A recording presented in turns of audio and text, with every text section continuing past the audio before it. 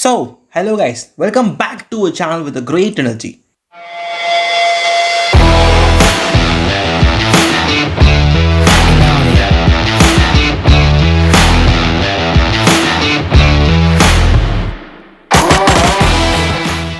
நீங்கள் ஆர்வத்தோட video click பண்ண இதே நேரத்தில் இன்றைக்கி நம்ம என்ன பார்க்க போகிறோம்னு சொல்லிடுறேன்.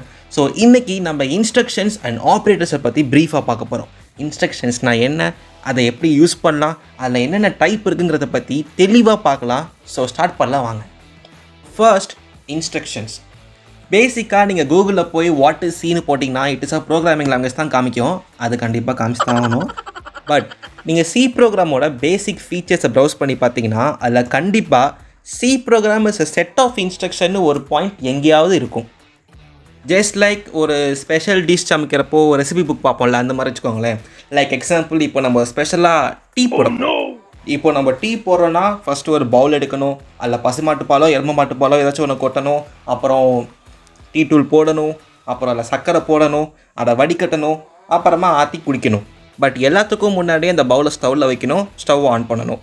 ஸோ இந்த செட்ஸ் ஆஃப் இன்ஸ்ட்ரக்ஷனை நம்ம கரெக்டாக எக்ஸிக்யூட் பண்ணிட்டே வந்தோம்னா நமக்கு ஃபைனல் அவுட்புட் பார்க்க பக்காவாக இருக்கும். ஒரு நல்லாயிருக்கும், ஆக்சுவலி டீ குடிக்கிற மாதிரி இருக்கும். ஸோ இதான் இந்த இன்ஸ்ட்ரக்ஷன் பையனோட ஒரு பேசிக் இன்ட்ரடக்ஷன். இப்போ பார்த்தீங்கன்னா இந்த இன்ஸ்ட்ரக்ஷனை நம்ம 3 விதமாக பிரிக்கலாம். First, type declarative instruction. Second, arithmetic instruction. And third, control instruction. So இப்போ ஃபர்ஸ்ட் டைப் டிக்ளரேட்டிவ் இன்ஸ்ட்ரக்ஷனை பற்றி பார்க்கலாம். ஓகே, நான் இப்போ என்னோடய VS கோட் ஓப்பன் பண்ணிட்டேன் அண்ட் பேசிக் ஸ்ட்ரக்சர் ஏற்கனவே எழுதி வச்சிட்டேன். இப்போ நம்ம for example int a float c declare பண்ணோன்னு வச்சுக்கோ. இதுதான் டைப் டிக்ளரேஷன் இன்ஸ்ட்ரக்ஷன். இப்போது நம்ம a is equal to 10, c is equal to 20 declare பண்ணோன்னு வச்சுக்கோங்க. 20.999. இப்போ நம்ம பிரிண்ட் பண்ணோன்னா கண்டிப்பாக இது எக்ஸிக்யூட் ஆகும், பிகாஸ் இதில் எந்த ஒரு பிரச்சனையும் இல்லை. printf %d, %f, ஏன்னா ஒன்று இன்டிஜரில் இருக்குது, இன்னொன்று ஃப்ளோட்டில் இருக்குது, அது ஞாபகம் வச்சுக்கணும்.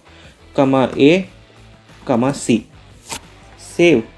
அண்டு இப்போ நம்ம இதை எக்ஸிக்யூட் பண்ணி பார்க்கலாம். ஸோ எஸ், இப்போ பார்த்தீங்கன்னா எந்த பிரச்சனையும் இல்லை, அவுட்புட் பக்காவாக வந்துருச்சு. இதையே நம்ம வேறு மாதிரி எழுதணும்னா லைக் இப்போது int s is equal to 20, int j is equal to 30, int d is equal to s. இப்போது print f %d போட்டு நான் டியை பிரிண்ட் பண்ணேன்னா ஆகுமா ஆகாதா? ஓ, ஐம் ஸோ சாரி. எஸ், இங்கே d, எஸ் போட்டு பிரிண்ட் பண்ணுறேன். இப்போ ஆகுமா ஆகாதா? எஸ் ஆயிடுச்சு. நியூவில் இன்னும் 20ங்கிற கேரக்டர் வந்துடுச்சு. ஸோ ஏற்கனவே ஒரு கேரக்டர் டிக்ளேர் பண்ணி அந்த எஸ்ஸை நம்ம இன்னொன்றுக்கு டிஃபைன் பண்ணால் கூட அது கரெக்டாக பிரிண்ட் ஆகும். இதில் எந்த ஒரு தப்பும் இல்லை. இதுவே இப்போ லைட்டாக ஒரு ரிவர்ஸாக பண்ணி பார்ப்போமா? Like int s is equal to 20 cut பண்ணிட்டு டிக்கு கீழே நான் டிஃபைன் பண்ணுறேன். அப்போது இது ஆகுமான்னு கேட்டிங்கன்னா கண்டிப்பாக ஆகாது. ஏன் ஆகலை? அதான் int s is equal to 20 நான் போய் டிஃபைன் பண்ணிட்டேன், அப்புறம் ஏன்டா ஆக மாட்டேங்கிற சி தலையான்னு கேட்டிங்கன்னா நம்ம ஸ்டார்டிங்லேயே பார்த்துருப்போம் ஸ்டெப் பை ஸ்டெப் எக்ஸிக்யூஷன்னு. ஸோ சியில் இப்போ இங்கே பார்த்தீங்கன்னா first int a float c இங்கே விட்டுருவோம். int j is equal to 13 define பண்ணியிருக்கோம். ஓகே, ஜேங்கிற ஒரு வேரியபிளுக்கு 30ங்கிற ஒரு வேல்யூ டிஃபைன் பண்ணியிருக்கோம். Next d is equal to s. என்ன இந்த எஸ்ஸுங்கிற வேல்யூ இதுக்கு முன்னாடி எங்கேயுமே காணும். அப்போ எஸ்ஸுன்னா என்னடான்னு கேட்குது நம்மக்கிட்ட. எஸ்ஸுங்கிற ஒரு வேல்யூ என்னன்னு நம்ம டிஃபைன் பண்ணால் மட்டும்தான் அதுக்கு நெக்ஸ்ட் லைனாக அது போகும். அது வரைக்கும் அது நெக்ஸ்ட் லைன் போகாது. அதனால தான் அதுக்கப்புறம் கீழே int s is equal to 20 காட்டினாலும் மேலே இருக்கிற அந்த எஸ்ஸுக்கு ஒரு எரர் லைன் காட்டுது. பார்த்தீங்களா? இங்கே பாருங்கள், இங்கேயே ரெட் கலரில் காட்டிடுச்சு. ஸோ கம்பைலர் இங்கேயோட நின்றும். இதுக்கப்புறம் இங்கே இந்த லைன் போகவே போகாது. ஃபர்ஸ்ட் இந்த எஸ்ஸுங்கிறது என்னன்னு நம்ம டிஃபைன் பண்ணால் மட்டும்தான் அதுக்கு நெக்ஸ்ட் லைனே அது போகும். ஸோ இந்த மாதிரி நம்ம எப்பயுமே கோட் பண்ணக்கூடாது. This is a wrong way of coding. அதை சைடில் கமெண்ட்டாகவே எழுதிடலாம், wrong way of defining data type. இப்போ பார்த்தீங்களா கமெண்ட் எதுக்கெல்லாம் யூஸ் ஆகுதுன்னு? இந்த மாதிரி விஷயத்துக்கு தான் யூஸ் ஆகும். ஓகே, இப்போ பழையபடியே மாற்றிடலாம். அண்ட் நெக்ஸ்ட் இப்போது நான் இன்ட் எந்த வேல்யூ நான் கொடுக்கல, வெயிட், இது எல்லாத்தையுமே கமெண்ட் ஆக்கிடலாம். இப்போதைக்கு நம்ம இதை கோடு எதுவும் தேவையில்லை இல்லையா? ஸோ இது எல்லாத்தையும் செலக்ட் பண்ணிட்டு Ctrl// கொடுத்திங்கன்னா எல்லாமே கமெண்ட் ஆகிடும். ஸோ இப்போ நமக்கு எந்த பிரச்சனையும் இல்லை. Int a, b, c, d, eன்னு நான் இங்கே டிஃபைன் பண்ணிட்டேன். ஸோ ஒரே இன்ட்டில் நான் எல்லா வேரியபிள் நேமும் டிஃபைன் பண்ணிட்டேன். இப்படியும் பண்ணலாம், எந்த ஒரு பிரச்சனையும் இல்லை. இப்போது a = b = c = d which is nothing but equal to e which is equal to 30. இப்படி நம்ம டிஃபைன் பண்ணலாமான்னு கேட்டிங்கன்னா தாராளமாக பண்ணலாம். இந்த மாதிரி டிஃபைன் பண்ணுறதுல எந்த ஒரு பிரச்சனையும் இல்லை. இப்போ நான் நெக்ஸ்ட் லைனில் ஏவை பிரிண்ட் பண்ணாலும் அதோட வேல்யூ 30ங்கிறது தான் காட்டும். ஆனால் பாருங்கள், printf %d, a.